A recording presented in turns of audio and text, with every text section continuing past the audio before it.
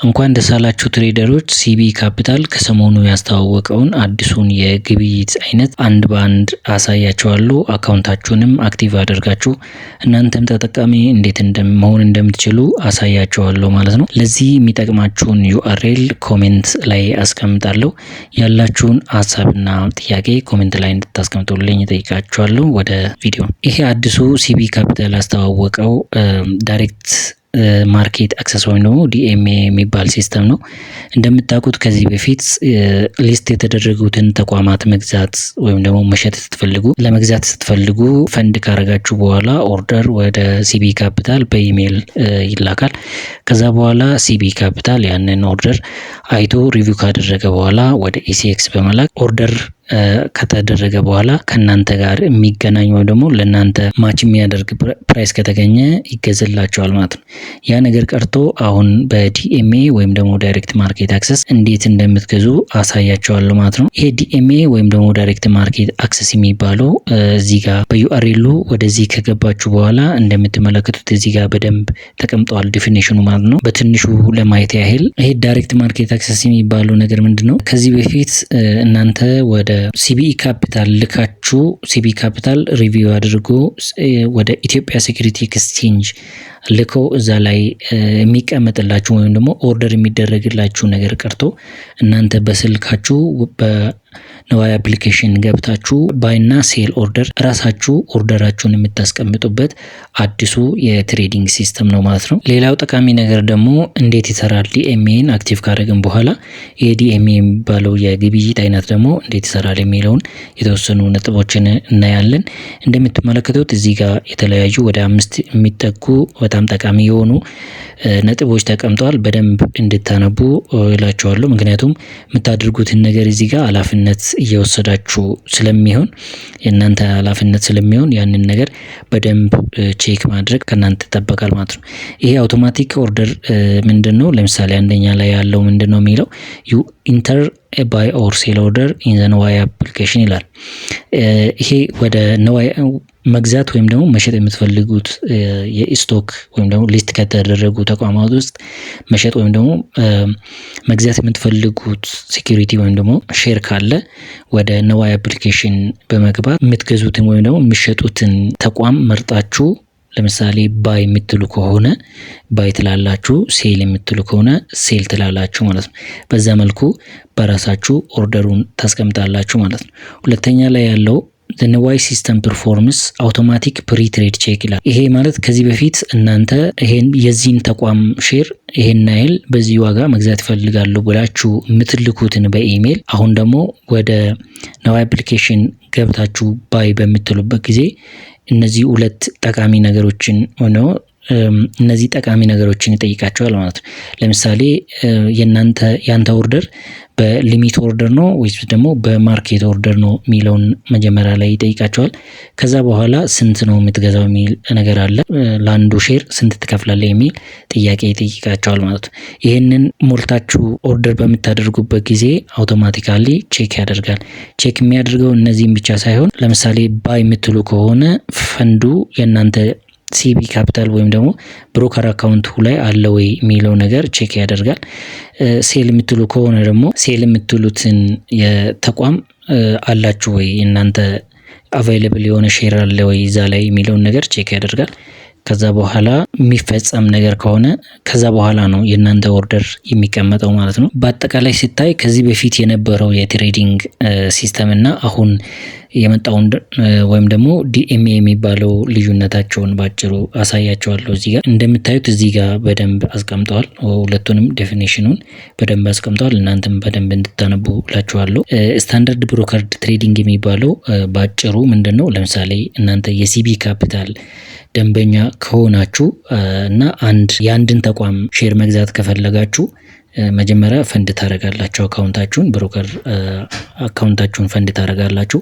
የብሮከር ፈንዳችሁ ፈንድ ከተደረገ በኋላ መግዛት የምትፈልጉትን መጠንና በስንት እንደምትፈልጉ በኢሜል ትልካላችሁ ወደ ሲቢ ካፒታል። ሲቢ ካፒታል ያንን ሪቪው አድርጎ ኦርደር ወደ ኢሲኤክስ ወይም ደግሞ ኢትዮጵያን ሴኩሪቲ ኤክስቼንጅ ይልክላችኋል። እነሱ ደግሞ ያንን ነገር ኦርደራችሁ ይቀምጥላችኋል። ከዛ በኋላ የሚገዛ ከሆነ ይገዛላችኋል። በዛ ፕራይስ የማይገኝ ከሆነ ደግሞ ለተወሰነ ጊዜ ይቀመጥላችኋል ማለት ነው። ይሄ ነው ስታንዳርድ ብሮከር ትሬዲንግ የሚባለው ከዚህ በፊት የነበረው ማለት ነው።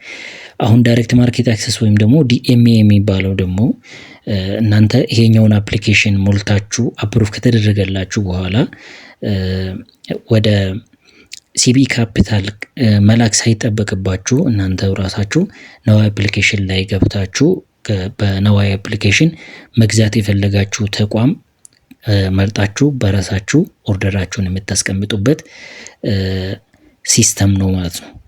ልዩነቱ ይሄ ነው።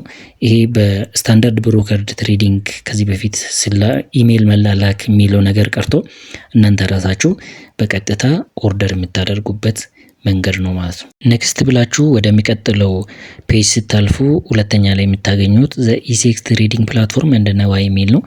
ይሄ ስለ ኢሲኤክስ እና ስለ ነዋይ አፕሊኬሽን በደንብ የተቀመጠበት ቦታ ነው። ስለዚህ በደንብ እንድታነቡላለሁ። አንደኛ ላይ ያለው ኢትዮጵያን ሴኩሪቲ ኤክስቼንጅ ወይም ደግሞ ኢሲኤክስ የሚባለው በኢትዮጵያ ካፒታል ማርኬት ሱፐርቫይዝ የሚደረግ እና አውቶሜትድ የሆነ ትሬዲንግ ሲስተም ነው። ይሄ ሲስተም የሚሰራው ከ9 ኤኤም እስከ 3 ፒኤም ነው። ኦርደር ደግሞ ማች የሚደረገው በፕራይስ ታይም ፕሪዮሪቲ ነው ማለት ነው። ይሄ ማለት ሁለት ደንበኞች ኦርደር በሚያስቀምጡበት ጊዜ የተሻለ ዋጋ ያስቀመጠ ሰው የመጀመሪያው ግብይት ይፈጸምለታል ወይም ደግሞ የማግኘት እድሉ ሰፊ ነው ማለት ነው። እዚህ ፕላትፎርም ላይ መግዛት የሚቻለው ትንሿ ነገር 1 ሼር ነች። 1 ዩኒት ነው መግዛት የምትችሉት፣ ከዛ በታች መግዛት አይቻልም። ይሄ ግብይት የሚፈጸመው ደግሞ ሴትል የሚደረገው በሴንትራል ሴኩሪቲ ዲፖዚተሪ ነው። ሌላው ነዋይ አፕሊኬሽን ነው። ነዋይ አፕሊኬሽን እንደምታውቁት ኢቭን የብሮከር አካውንት ለመክፈት አንዳንዴ የግድ የነሱ ቢሮ መሄድ አይጠበቅባችሁም። ቤታችሁ ሆናችሁ ነዋይ አፕሊኬሽንን በማውረድ እዛ ላይ መመዝገብ ትችላላችሁ። ከተመዘገባችሁ በኋላ እዛው ቬሪፋይ አድርጋችሁ ወደ ትሬዲንግ መግባት ትችላላችሁ ማለት ነው። ከዛ በተጨማሪ ደግሞ እነዚህ ነገሮች እዛ ላይ ታገኛላችሁ። የምታገኙት እነዚህ እዚህ ጋር ተቀምጠዋል ማለት ነው። ማርኬት ዳታ፣ ኦርደር ኢንትሪ፣ ኦርደር ማኔጅመንት፣ ፖርትፎሊዮ ቪው፣ አለርት እንደ ኖቲፊኬሽን የሚሉ ብዙ ነገሮች ተቀምጠዋል። ስለዚህ እነዚህን በደንብ ማየት አለባችሁ ማለት ነው። ለምሳሌ ማርኬት ዳታ የሚለው ምንድነው? ቪው ሊቭ ፕራይስስ፣ ኦርደር ቡክ ዲፕስ ኤንድ ሂስቶሪካል ቻርት ፎር ሊስትድ ሴኩሪቲ ይላል። ይሄ የማርኬቱ ለምሳሌ የአንድ ተቋም ሼር በስንት እንደሚገዛ ወዲያው ማየት ትችላላችሁ። ኦርደር ሲቀመጥ የተቀመጡ ኦርደሮችን ለመሸጥ የሚፈልጉ ሰዎች በስንት መሸጥ እንደሚፈልጉ፣ ለመግዛት የሚፈልጉ ሰዎች ደግሞ በሌላ መልኩ በስንት መግዛት እንደሚፈልጉ ዳታን እዛ ላይ ማግኘት ትችላላችሁ። ከዛም በላይ ደግሞ ቻርቶችን ታገኛላችሁ። የእያንዳንዱን ተቋም የየራሱን ቻርት እዛ ላይ ማየት ትችላላችሁ ማለት ነው። ሌላ ወሳኙ ነገር በደንብ ማወቅ ያለባችሁ ነገር የኦርደር ታይፕ ነው። 4 አይነት ኦርደር ታይፖች አሉ እዚህ ጋር እንደምታዩት። ይሄኛውን አንደኛው ማርኬት ኦርደር የሚል ነው። ማርኬት ኦርደር ወደ ነዋይ አፕሊኬሽን ከገባችሁ በኋላ ኦርደር በምታስቀምጡበት ጊዜ 2 ኦፕሽኖች ይመጡላችኋል። እነሱም ማርኬት ኦርደር የሚል እና ሊሚት ኦርደር የሚል። ማርኬት ኦርደር የሚል ከሆነ በተገኘው ቤስት አቬይላብል ፕራይስ ኤክስኪዩት እንዲደረግልኝ ወይም ደግሞ እንዲፈጸምልኝ እንደማለታችሁ ነው ማለት ነው። ሊሚት ኦርደር የሚባለው ግን እኔ በዚህ ፕራይስ መግዛት ይፈልጋለሁ ብላችሁ ስትወስኑ ነው ማለት ነው። ሊሚት ኦርደርን የምትመርጡት በዚህ ዋጋ ከሆነ ከተገኘ እንዲገዛልኝ ብላችሁ ስትጠይቁ ነው ሊሚት ኦርደር የምታደርጉት። ማርኬት ኦርደር ማለት ደግሞ በተገኘው ፕራይስ ይገዛ የሚል ፍላጎት ሲኖራችሁ ነው ማርኬት ኦርደር የምታደርጉት ማለት ነው። ሌላው ኦርደር ሪጀክሽን ነው። ኦርደር ሪጀክሽኑ ደግሞ አካውንታችሁ ውስጥ ያለው ፈንድ በቂ ካልሆነ ሪጀክት ይደረጋል። የእናንተ ኦርደር ያዘዛችሁትን ኦርደር ያደረጋችሁትን ነገር ለመግዛት በቂ ፈንድ ከሌለ የእናንተ ብሮከር አካውንት ውስጥ ሪጀክት ይደረጋል ወይም ደግሞ ሪጀክሽን ይኖረዋል ማለት ነው። ሌላው ኦርደር ካንስሌሽን ነው። ኦርደር ካንስሌሽን ደግሞ እናንተ ለምሳሌ ጠዋት ላይ የሆነ ነገር ለመግዛት የሆነ ሼር ለመግዛት አዛችሁ ያ ነገር ካልተገዛላችሁ እና ሀሳባችሁን ደግሞ ከቀየራችሁ ሌላ ለመግዛት ወይም ደግሞ በፈለጋችሁት ሪዝን ሀሳባችሁን የምትቀይሩ ከሆነ ኦርደራችሁን ካንስል ማድረግ ትችላላችሁ። ሌላው ፔጅ ደግሞ ትሬዲንግ ሩል እንደ ሪስክ ኮንትሮል የሚል ነው። እንደምታውቁት ትሬዲንግን በምታደርጉበት ጊዜ በተቻለ መጠን ሩሎቹን ማወቅ እንዲሁም ደግሞ ሪስካችሁን ኮንትሮል ማድረግ የግድ ስለሆነ በደንብ የተቀመጡ ጽሁፎች ስላሉ በደንብ እያንዳንዱን እየለያችሁ እንድታነቡ እመክራለሁ። ምክንያቱም በደንብ ማወቅ አለባችሁ ስለምታደርጉት ነገር፣ አካውንታችሁ ሰስፔንድ እንዳይደረግ፣ ከገበያው እንዳትወጡ፣ ስለ አካውንታችሁ ምን ማድረግ እንዳለባችሁ እያንዳንዱ ነገር በደንብ ተቀምጦ ስላለ እዛ ላይ ያሉትን ነገር እያንዳንዱን በደንብ እንድታነቡ ላለው። ያልገባችሁ ነገር አንብባችሁ ያልገባችሁ ነገር ካለ ደግሞ ኮሜንት ላይ ያስቀምጡልኝ ይመልስላችኋለሁ። አራተኛው ደግሞ የደንበኛው ወይም ደግሞ እናንተ እንደ ደንበኛ ሆናችሁ ያለባችሁን ኃላፊነትና ያላችሁን ደግሞ መብት የሚገልጽ ነው። በደንብ ተቀምጧል ሁሉም ነገር። ይሄ ነገርን ማወቅ የእናንተ አካውንት የተሻለ እንደውም ደግሞ ሰስፔንድ እንዳይደረግባችሁ ስለሚያደርግ በደንብ ያንን ነገር ማወቅና አንደርስታንድ ማድረግ ይኖርባቸዋል። ለምሳሌ የእናንተ ወይም ደግሞ የአንድ ደንበኛ መብት ከሆኑ ነገሮች አንዱ አክሰስ ቱ ሪል ታይም ማርኬት ኢንፎርሜሽን ይላል። ይሄ ማለት ወደ ነዋይ አፕሊኬሽን በምትገቡበት ጊዜ ሊቭ ፕራይሱን ማየት ይችላል። ይሄ ማለት አንድ ተቋም በስንት ዋጋ እየተሸጠ እንደሆነ የተሸጡ ፕራይሶችን እዛ ላይ ገብተው በደንብ እያንዳንዱን ነገር ማየት ይችላል። ከዛም በተጨማሪ ደግሞ መግዛት ወይም ደግሞ መሸጥ በሚፈልግበት ጊዜ ዳይሬክት ኦርደር ሰብሚሽን ማድረግ ይችላል። ይሄኛውን ዲኤምኤ ከሞላ በኋላ ዳይሬክት ፕሌስ ማድረግ ይችላል፣ ሞዲፋይ ማድረግ ይችላል፣ ካንስል ማድረግ ይችላል፣ ቅድም እንዳልነው ማለት ነው። ይሄ የሚሆነው ግን በትሬዲንግ ሀውስ ነው። ስለዚህ የአንድ ደንበኛ መብቶች በደንብ ተዘርዝሮ ተቀምጠዋል። እነሱን ማንበብ ይኖርባቸዋል። ያልገባችሁ ነገር ደግሞ ካለ በኮሜንት ላይ አስቀምጡልኝ ይመልስላችኋለሁ። ሌላው የደንበኛው ግዴታ ነው። ልክ መብት እንዳለው ሁሉ ግዴታም ይኖርበታል። ከነዛ ውስጥ ደግሞ ኮምፕላይ ዊዝ ኦል አፕሊካብል ሎው ይላል። ኢሲኤክስ የሚያወጣቸውን ሎዎች ወይም ደግሞ ህጎች በደንብ ማክበርና በሱ መንቀሳቀስ ይኖርብናል። ከዛ በዘለለ ግን ሩሉን ወይም ደግሞ ህጉን የማንጠብቅ ከሆነ ሰስፔንድ ወይም ደግሞ ከገበያው ልንከለከል ስለምንችል እነሱን ጥንቃቄ ማድረግ ይኖርብናል። ስለዚህ በዚህ መልኩ ተቀምጠዋል። ብዙ ናቸው። እንድታነቡ አበረታታለሁ፣ ማወቅም ስላለባችሁ ማለት ነው። አምስተኛው ፓርት የእናንተን ናውሌጅ ቼክ የሚያደርጉበት ጥያቄ አዘጋጅተዋል።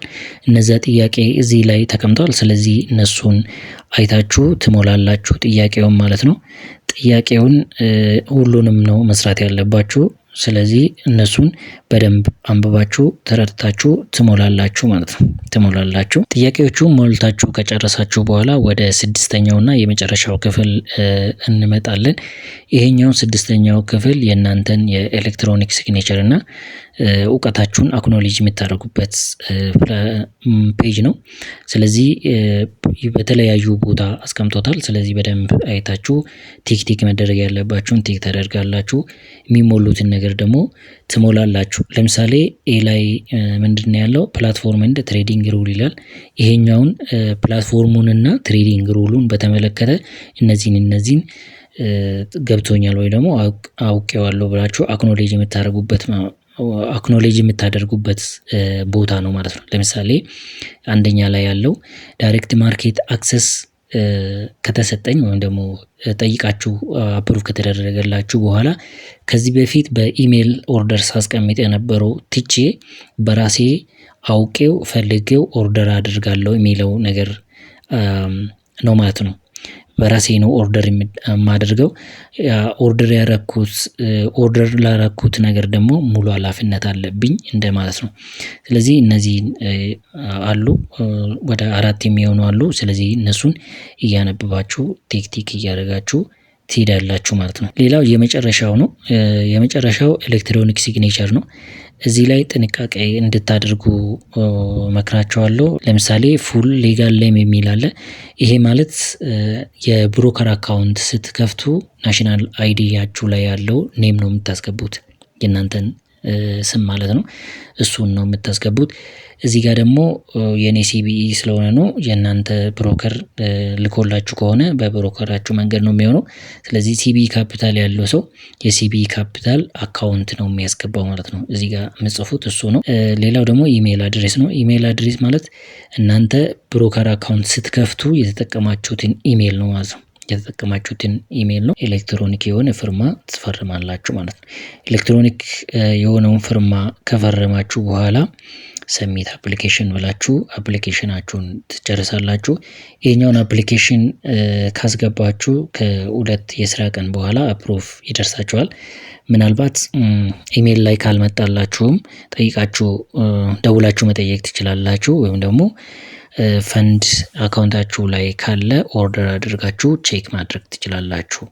በዚህ መልኩ ከዚህ በፊት በኢሜይል ሲመላለስ የነበረ ጊዜ ሲፈጅ የነበረውን ነገር በራሳችሁ ኦርደር ማስቀመጥ ትችላላችሁ ማለት ነው። ስላዳመጣችሁን አመሰግናለሁ። ቤተሰብ ይሁኑ።